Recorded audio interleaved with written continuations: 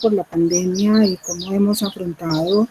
la formación de nuestros estudiantes. Por eso el tema del seminario y las preocupaciones que todos tenemos. Yo quiero hablar un poquito desde lo que es mi disciplina y la manera como nos tocó de un momento a otro, como decía Carlos hace un rato, afrontar el desafío y el reto de trabajar desde la casa, de estar lejos de los estudiantes, de tener una interacción mucho menor con ellos en una facultad que en la sede de Medellín y seguramente en todas las facultades de arquitectura tiene una presencialidad tan alta en sus salones de clase por el esquema o el modelo que se tiene de los talleres de diseño o los talleres de proyectación. Voy a compartir entonces mi pantalla. Permítanme un segundo. Acá estoy con ustedes compartiendo para que hablemos un poquito de cómo ha sido la experiencia que hemos tenido o la experiencia que yo he tenido con los cursos que manejo en la facultad.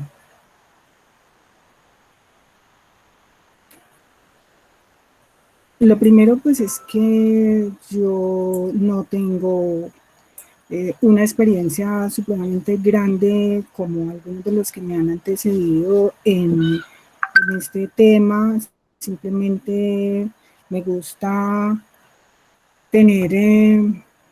la mente abierta a todas las posibilidades, estar inquieta, tener estudiantes que se pregunten qué es lo que quieren hacer, cómo están, hacia dónde van, qué es lo que les gusta de su programa y que permanentemente estén renovando esas preguntas a medida que van avanzando en sus programas. Entonces, lo que quiero hacer es esto, es aproximarme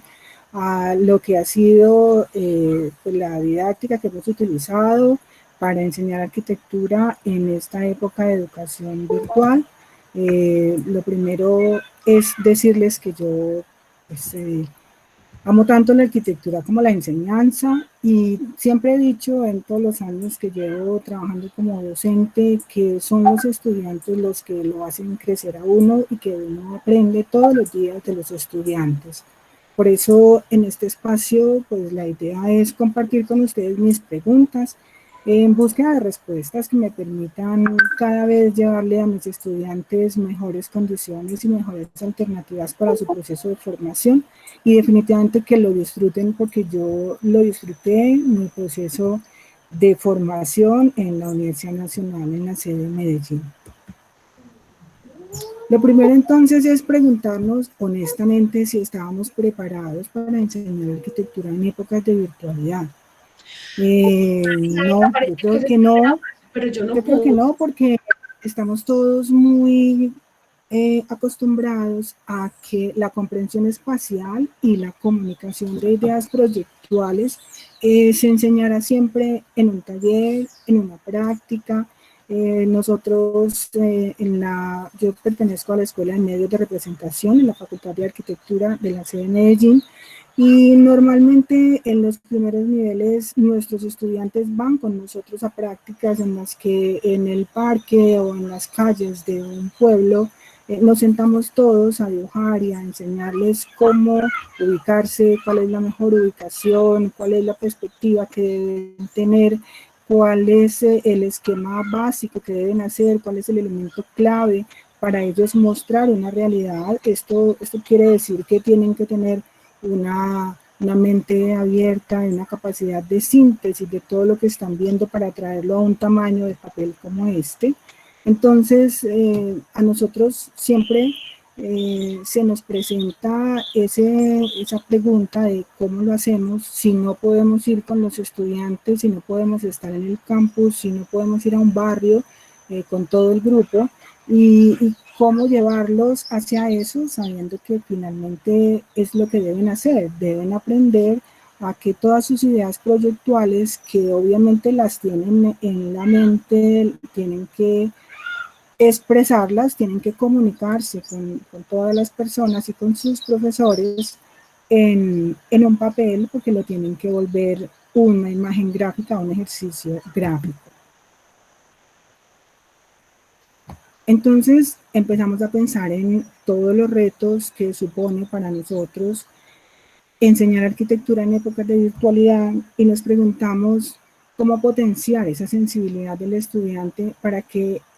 haciendo este ejercicio que estamos haciendo aquí, el estudiante entienda cuál es el encuadre, dónde está la luz, el color, el detalle, la proporción, cómo hacer que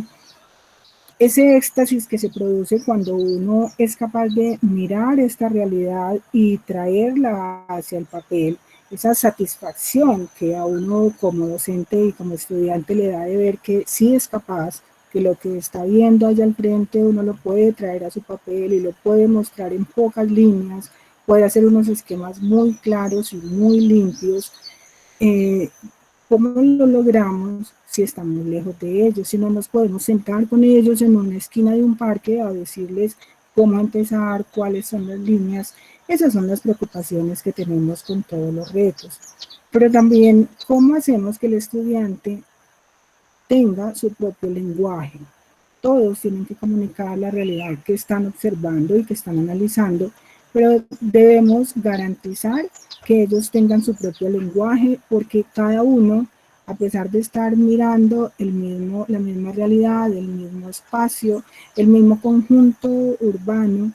debe expresarlo de diferente manera, debe darle un toque que sea único, que sea propio, porque es un lenguaje gráfico y como lenguaje es de cada uno con elementos que son adecuados a la realidad que están viendo. Entonces la pregunta, si no estamos con ellos, si no podemos hacer interacción directa con ellos, es cómo enamorarlos de su oficio y de todas las posibilidades que tienen y hacer que permanezcan en la universidad para que el estudiante no se sienta huérfano de todo el apoyo y de todo el acompañamiento que le debemos dar. Obvio, hay que enfrentar entonces esos retos, pero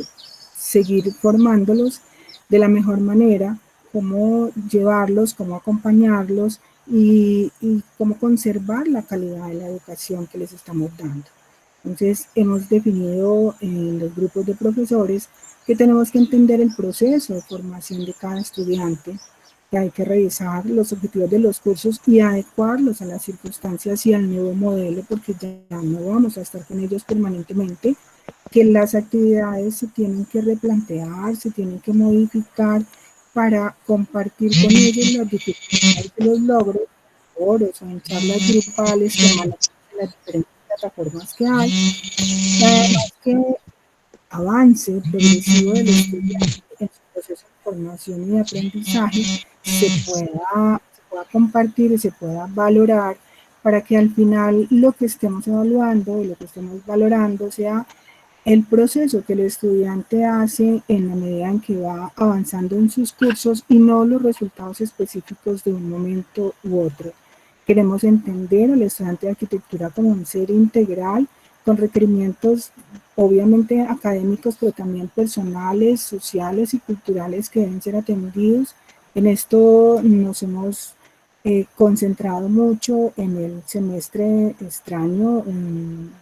que acabamos de hacer de 2020-01 en la sede de Medellín, porque obviamente los requerimientos de cada estudiante dependen de su medio, de su contexto, de sus condiciones familiares, y todos no nos pueden responder de la misma manera, ni podemos hacer las mismas exigencias. Entonces ahí es donde mucho más que en la presencialidad tenemos que valorar cuáles son las condiciones específicas de cada uno de nuestros estudiantes, que sabemos que son muy distintas. Hemos hablado mucho de herramientas, el profe Carlos acaba de mencionar un montón, la universidad les ofrece una cantidad de orientaciones, la dirección académica por su oficina de innovación académica les ofrece cantidad de recursos y todos los días les está mostrando no solo a ellos sino a los docentes cómo mejorar nuestro desempeño. Sabemos que hay muchos recursos, pero cuando llegamos a la enseñanza de un lenguaje gráfico necesitamos unos recursos más allá de las videoconferencias, de los videos, de las charlas. Necesitamos de manera en línea, de manera real, en el mismo momento en que estamos hablando con ellos, necesitamos graficar y mostrarles cuál es la experiencia de utilizar un lápiz, un color, un marcador, de escribir, de trazar diferentes líneas, de hacer con líneas una textura, de rayar, borrar, de que la línea no tiene que quedar bonita, no es perfecta, pero hay elementos que nos permiten también trabajar con ellos. Entonces, todas estas herramientas que nos permiten utilizar pues los lápices, las puntas de bolígrafo, los marcadores y además borrar, grabar y devolvernos y una cantidad de cosas, es lo que nos permitió en este semestre que terminamos interactuar con ellos y de una manera muy cercana, mostrarles que había unos recursos y que aunque no estuviéramos al mismo tiempo en un espacio que ellos querían representar, si tenían, así como tengo yo aquí en la misma diapositiva, si tenían una fotografía o un espacio que era el que iban a representar, ellos podían trabajar con este tipo de elementos y con estas herramientas de tabletas o de los elementos básicos de dibujo, podían empezar a trabajar en la representación de eso, en la abstracción de una realidad para poderse comunicar con los demás y poderse comunicar con sus docentes y con su grupo de compañeros. Esto obviamente todos los estudiantes no tienen acceso a muchas herramientas, pero lo podemos hacer con herramientas muy básicas que, como decía el profe Carlos, lo tenemos en Google. Los estudiantes por medio del Campus Agreement de la universidad pueden tener acceso a algunos programas de dibujo que obviamente nosotros les facilitamos que se vayan metiendo como en este mundo, pero los ejercicios de análisis espacial les obligan a ir entonces explorando todos estos tableros que obviamente estaban acostumbrados a manejarlos en el espacio de las aulas en la universidad, pero que ahora se tienen que volver la herramienta que tienen para podernos mostrar cuáles son sus avances en su ejercicio, no tanto proyectual, porque nosotros pues en mi escuela interactuamos con los ejercicios proyectuales de los estudiantes en el taller, pero nuestros talleres son más de dibujo, de geometría, de percepción y de comprensión espacial. Entonces estamos dibujando todo el tiempo, estamos utilizando técnicas de representación y de expresión y estamos obligados a acompañarlos y apoyarlos en el manejo de todas estas herramientas para que ellos puedan avanzar en su proceso de formación. Pero el ejercicio específico del semestre pasado lo tuve con un curso de primer nivel. Entonces empiezan las preguntas de cómo llegar al estudiante de primer nivel para que se sienta cómodo, para que permanezca con nosotros, que no abandone. Y encontramos que lo primero es que él debe tener una información completa, una información oportuna, para que él sepa cómo manejar su tiempo, cuáles recursos va a necesitar, cómo llegar al nivel mínimo requerido. Entonces, obvio, hay muchas maneras de decírselo. Nosotros tenemos un curso, el curso que yo manejo y que manejé el semestre pasado es un curso modular en el que los estudiantes hacen primero un módulo de geometría en el que tratamos de que la comprensión espacial la tengan completamente clara y eso se les permite la geometría para luego empezar a manejarlo con unos ejercicios de dibujo técnico, un levantamiento arquitectónico, un dibujo pues primero manual instrumental y luego un dibujo asistido por computador. Esto es simplemente para mostrarles la manera como intentamos que el estudiante de primer nivel esté completamente enterado de cuál es, digamos, el medio en el que se va a mover todo el semestre y que no tenga sorpresas que lo desestabilicen y que llegue el momento en el que él no tenga cómo asumir. Si desde el comienzo él está enterado, creemos que es capaz de mantener con nosotros una comunicación y que nosotros lo podamos apoyar. Además, creemos que es muy importante la gradualidad en la información porque además solamente con decirle que es todo lo que va a manejar en el semestre, ya lo estamos poniendo sobre aviso de que va a tener muchas cosas que atender, pero debemos irlo llevando paso a paso en la composición de todos los temas que va a trabajar. Entonces, pues en esa gradualidad lo que tratamos es de que él tenga siempre unas instrucciones muy cortas, muy claras y muy precisas para que se pueda ir acercando a los objetivos de formación que tenemos en el curso y empezar con los espacios que son comunes para él. Este es un espacio cotidiano de cualquier estudiante nuestro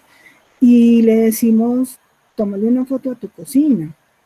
identifica los elementos que tienes en la cocina de tu casa, cuál es el espacio, qué materiales tiene, cómo está compuesto, dónde están ubicadas las cosas y luego empecemos a dibujar eso todos, ¿sí? Si todos somos capaces de hacer eso, esto pues es un ejemplo como cualquier otro,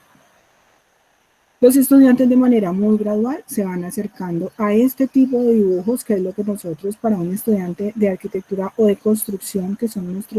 los programas que nosotros atendemos, porque aunque la facultad tiene programa de artes, nosotros no trabajamos en el programa de artes, trabajamos en arquitectura y en construcción. Esto es el resultado del inicio del proceso y con esto tratamos de que ellos activen y potencien la observación, el análisis, la abstracción y la representación, porque realmente ese es su proceso de comunicación gráfica. ¿Cómo hacemos además acompañamiento y asesoría? Porque los tenemos que ir guiando. Entonces, hay muchas maneras, hemos utilizado muchas maneras de comunicarnos con ellos, de un modo muy gráfico, irle contando dónde están las observaciones, qué puedes dibujar mejor, cómo puedes completar tu dibujo, cómo le puedes decir a los demás cuáles son los elementos que tienes ahí. Y a medida que él va avanzando, pues vamos utilizando diferentes estrategias para irle diciendo, mira esta observación, mira esto otro. Algunos podrán trabajar con nosotros con una tableta, como trabajamos esto directamente sobre su dibujo. Otros requerirán que les pongamos observaciones de este tipo para ellos poder avanzar y cada uno, de acuerdo a sus condiciones, va avanzando y al final lo que hacemos es valorar el proceso que el estudiante llevó, que puede ser distinto para todos. El resultado al final puede ser muy diferente entre un estudiante y otro, pero lo importante es que el estudiante en su propio proceso haya avanzado de manera conveniente, haya utilizado los recursos que tenía a la mano y haya estado permanentemente con nosotros en busca de asesoría y de acompañamiento, que no tiene que ser solo nosotros, sino que en las reuniones que hacemos grupales y en las videoconferencias, ellos se van nutriendo unos de los otros y la observación que se le hace a uno sirve para todo el grupo. Sin embargo, identificamos un sentimiento de angustia y en la evaluación final del curso entendimos que el estudiante de primer nivel que acaba de pasar de su colegio, de bachillerato y de entrar a la universidad, espera mucho acompañamiento, espera mucha interacción con sus docentes y entonces esa angustia para ellos se traduce como en abandono por parte de sus docentes y de la institución. Yo he planteado para mis grupo de profesores el asunto de cómo generar ese empoderamiento y esa autonomía en el aprendizaje de los estudiantes para que esa sensación de abandono se vaya volviendo más bien una responsabilidad y una oportunidad en ellos de poder tomar información de muchas partes y traerla a una videoconferencia, traerla a un taller en el que ellos puedan decir, yo encontré esto, hice esto, lo hice de esta manera, ¿cómo lo puedo mejorar? Es además esa preocupación del aprendizaje autónomo la que debemos tratar de potenciar en ellos, integrando las diferentes áreas de conocimiento de los programas. Nosotros tenemos un programa complejo que tiene que ver, pues obviamente, con la proyectación, con el lenguaje gráfico, con el urbanismo, la historia, la teoría de la arquitectura y de la construcción. Y no pueden ser islas, tienen que ser elementos que se integren en todas las actividades del estudiante para que él pueda tomar de cada una de esas áreas de conocimiento y pueda hacer un ejercicio que integre absolutamente todo. Eso le optimiza tiempo y le optimiza esfuerzo y logramos unos resultados pues que, digamos, no serán los óptimos, pero son unos resultados que cada vez van siendo mejores. Obviamente aquí estamos viendo resultados de un aprendizaje de estudiantes ya de segundo y de tercer nivel. Obvio, mi preocupación es más con los estudiantes de primero por el choque que se hace con el cambio de metodología y el cambio inclusive de contexto de su colegio a la universidad. Entonces, es muy importante para mí generar confianza en los estudiantes y empoderarlos de su propio proceso de formación, o sea, que no dependan tanto del docente, como decía Carlos, que no sean estudiantes ahí sentados esperando que les llenemos la cabeza de una cantidad de información, sino que interactúen de diferente manera. Esta mañana Elvia María decía de manera muy importante que los estudiantes cuando están en estos medios a veces se vuelven más cercanos a nosotros como docentes, y es cierto, algunos se vuelven más cercanos, algunos están permanentemente en contacto con nosotros, pero hay otros que no, hay otros que están más alejados haciendo su ejercicio independiente y luego vuelven a nosotros. Y ahí es cuando pensamos que entonces vale la pena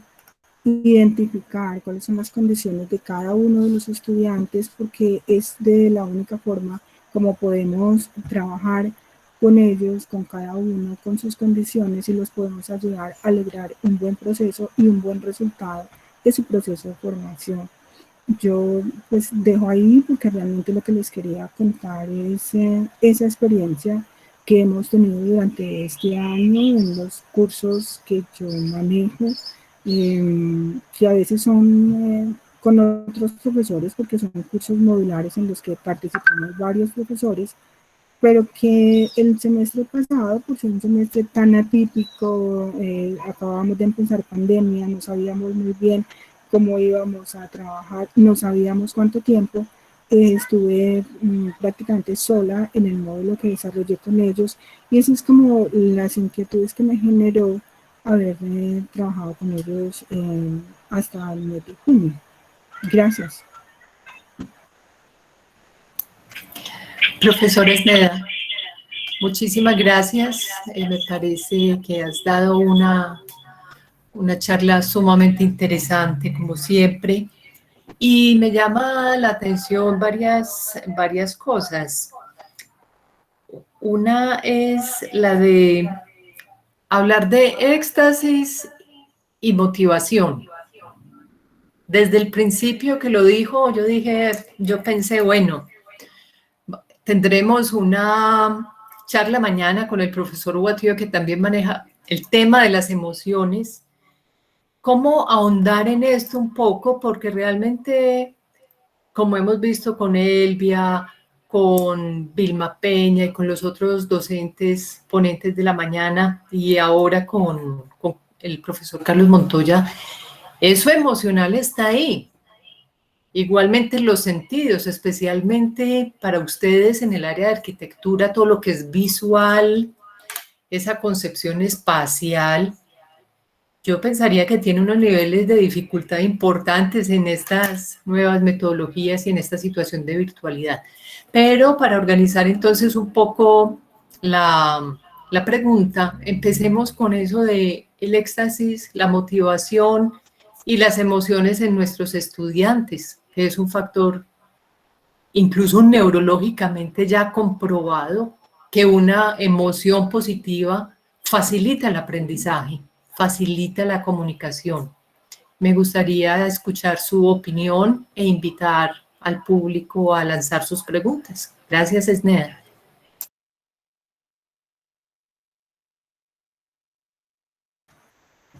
Tenemos claro que el espacio se percibe y desde la percepción te pasa por el cuerpo y es de la única manera que lo puedes dibujar, que lo puedes representar y que aunque cierres los ojos lo vas a tener siempre ahí. Ese es el éxtasis de uno mirar hacia un sitio y poder venir y en un pedacito de papel, en una libreta de apuntes, rayar los elementos que son básicos de lo que acabaste de ver. Es posible que no lo hagas igual, no estamos buscando una copia ni una reproducción y tampoco una fotografía, es simplemente qué es lo que te queda en la mente, lo que te pasa por la mente y lo que te pasa por el cuerpo. Entonces la relación mente y mano te tiene que pasar por la percepción, por el sentimiento, por la emoción, porque a todos nos emociona algo distinto, te emociona una textura, un color, un elemento. Entonces, eso es lo que nosotros tenemos que tratar de potenciar en los estudiantes, tenemos que tratar de hacer que ellos lo evidencien y sean capaces de analizar cada cosa que ven, de encontrar el punto, la línea, la expresión, traerlo al papel y poderlo comunicar. Y hay que estimular eso. Todos no tenemos el mismo, digamos, el mismo nivel de acercamiento a identificar nuestras emociones y a tener la manera de expresarlas, pero nosotros tenemos que hacerlo evidente, tenemos que ayudarlos a reconocer qué es lo que les llama la atención, qué es lo que les mueve las neuronas, qué es lo que les trae un recuerdo, qué es lo que les genera un sentimiento, porque eso es lo que uno siempre lleva al papel y a sus proyectos. No podemos decir que uno trabaja como arquitecto, trabaja para el público. Pues sí, obvio, pero trabaja también para la satisfacción de aquellos elementos que desde su comprensión espacial son importantes y entonces tiene que ir entrando en ese juego de defender sus principios, casi que es eso, porque si no, nos estaríamos traicionando a nosotros mismos. Entonces, para mí el reto está en que aún en la virtualidad, nosotros debemos lograr que el estudiante se enamore del espacio, se enamore de las posibilidades que tiene de representar lo que está viendo, porque para eso son. Cuando Palasma habla de la mano que piensa, es eso, o sea, llegar a que la mano te ayude a representar una realidad, es dejar que la mano utilice tus pensamientos y te ayude a comunicar gráficamente eso. Gracias, Esther. Gracias, Esther. Hay otra pregunta de Miguel Sanz y me parece muy pertinente y me encanta porque plantea cosas que de pronto antes eran casi que inaceptables y eran incluso castigadas en clase hasta hace 4 meses. Y dice Miguel, en las clases presenciales su universidad permite el uso de aparatos tecnológicos, teléfono, iPad. Pues nosotros no tenemos ningún inconveniente con eso realmente, aunque empezamos con una fundamentación que trata de ser muy manual, porque necesitamos que el estudiante entienda que es la mano la que lo va a ayudar a representarse y a tener esa emoción desde lo que ve y cómo es capaz de graficarlo. Entonces, el primer semestre para nosotros en arquitectura es un semestre en que en nuestra escuela, que es la que se encarga del lenguaje gráfico, de la enseñanza, del lenguaje gráfico y de la comprensión espacial para que puedan atender sus talleres de proyectación. Un primer nivel es completamente a mano, es manual completamente, es a mano alzada casi todo lo que hacemos, pero terminamos dejando que el estudiante nos muestre cómo lo hace más fácil, cómo para él puede traer elementos de un medio digital, pero alimentar y convertir sus trabajos en algo pues mucho más enriquecido. Cual en el programa de construcción trabajan desde el primer semestre, desde el primer momento, en el primer nivel, con programas de dibujo asistido por computador, aunque el primer ejercicio, que era ese que les mostraba de dibuje la cocina de su casa, es un ejercicio que hacen primero a mano alzada, o sea, con el lápiz y los rayones feos, torcidos, no hay problema. Lo importante es que entiendan que están mirando hacia su cocina y que la están plasmando en este papel. Nosotros no tenemos inconveniente realmente en las clases de representación del proyecto o en los cursos de la escuela, que son cursos de representación del proyecto y van desde el primer semestre hasta el sexto, obligatorios. No tenemos inconveniente con elementos virtuales. Muy bien, Esneda. Laura Romero nos pregunta, pero antes dice, muy buena charla. Primero quisiera saber si la asignatura que dicta la doctora, y de pronto ya hemos ido cambiando un poquito, Laura, la palabra dicta por ofrecer o compartir, si es de comunicación. Y en segundo, en este contexto de contingencia, ¿cuáles han sido las estrategias de evaluación hasta el momento? Pues el curso es un curso que se llama Representación del Proyecto. Nosotros decimos que es de comunicación porque cuando uno dibuja, comunica sus emociones y comunica su manera de ver la realidad y de ver el mundo. Entonces, cuando salimos con los estudiantes a hacer recorridos de ciudad, a hacer recorridos por un barrio, a un municipio, lo que estamos mostrándoles es lo que hay ahí y queremos que ellos nos muestren cuál es su manera de representarlo. Entonces, cuando yo represento una realidad, la estoy comunicando, le estoy diciendo a los demás cómo veo yo esa realidad, cuáles son las cosas que yo quiero comunicar de esa realidad. Pues como no tomamos fotografía, como no hacemos copias exactas, cada estudiante te muestra lo que le llamó la atención, lo que después de una instrucción de a qué nivel está tu punto de vista, hacia dónde van tus perspectivas, ya es el estudiante el que toma los elementos de la realidad y los plasma ahí. Entonces, por eso para nosotros es una comunicación gráfica, es un lenguaje gráfico, ¿sí? Y las estrategias de evaluación, la verdad, yo he sido un poquito alejada de las cosas que están establecidas, porque creo que a veces nos volvemos demasiado rígidos en ese sentido, y lo que le planteo a mis estudiantes es, vamos a evaluar cuál es tu proceso, yo voy a evaluar cómo empezaste y cómo terminaste.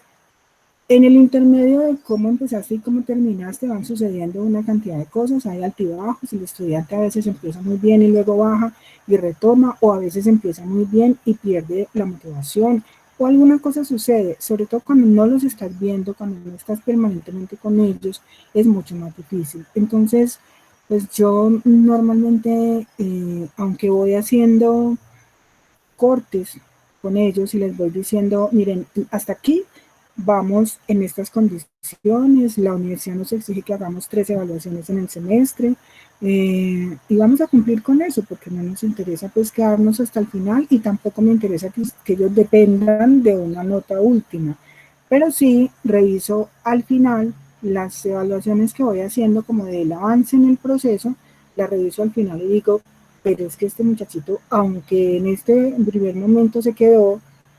al final logró un buen proceso. Entonces, ¿por qué lo vamos a dejar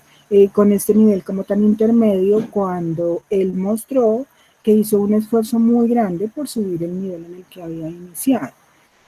Yo pienso sinceramente que lo importante es que el estudiante logre un buen nivel de comunicación de sus ideas gráficas, de una manera gráfica, y eso es lo que al final evalúo y hago con ellos unos procesos de coevaluación. Entre ellos dicen cómo nos pareció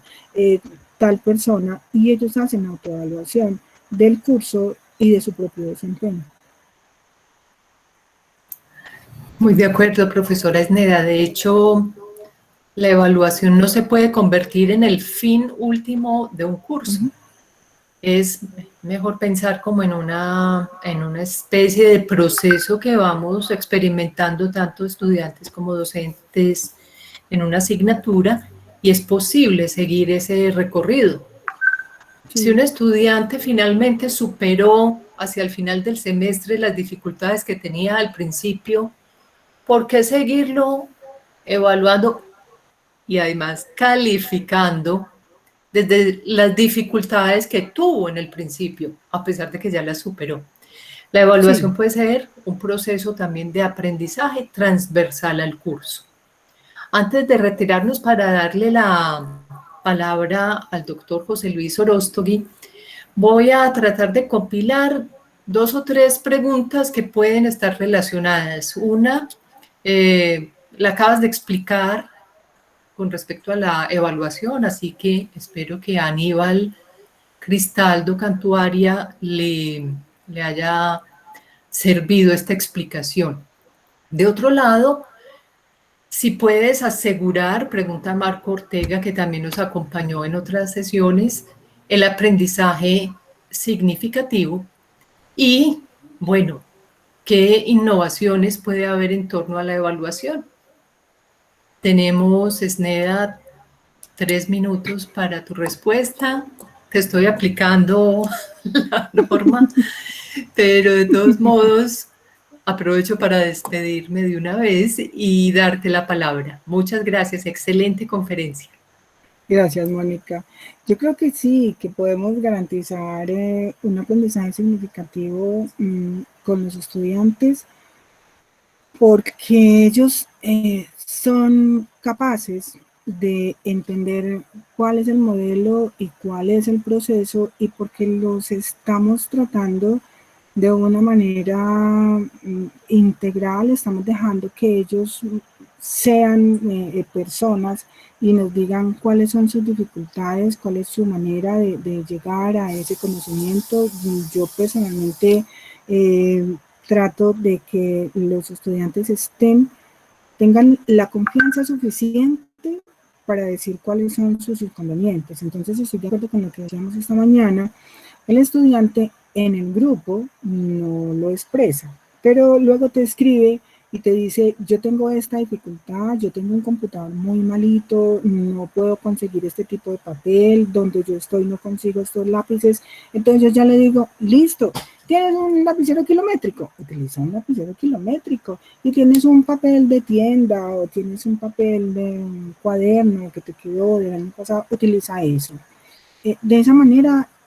se logra el objetivo. Es exactamente lo mismo. Es posible que los otros que tienen el papel que les pedimos, en el formato y todo esto, lo hagan mucho mejor y tengan unos lápices más finos, pero el kilométrico te permite hacer lo mismo, porque finalmente lo que queremos es que tú entiendas que esa realidad que tienes allá, que es tan grande, que es tan amplia, que tiene tantos elementos, tú le tienes que encontrar cuáles son los elementos básicos con los que lo vas a comunicar, ¿cierto? Entonces eso me parece que es lo básico, y que si lo hacemos de esa manera, los estamos llevando a tener un aprendizaje significativo y una muy buena respuesta, muy buena realmente.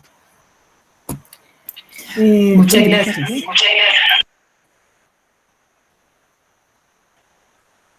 Yo les agradezco mucho su atención, y me voy a tomar entonces la palabra para que nos vayamos y nos cambiemos de enlace para poder presentar al profesor José Luis Oróstogui, que es el que sigue con nosotros.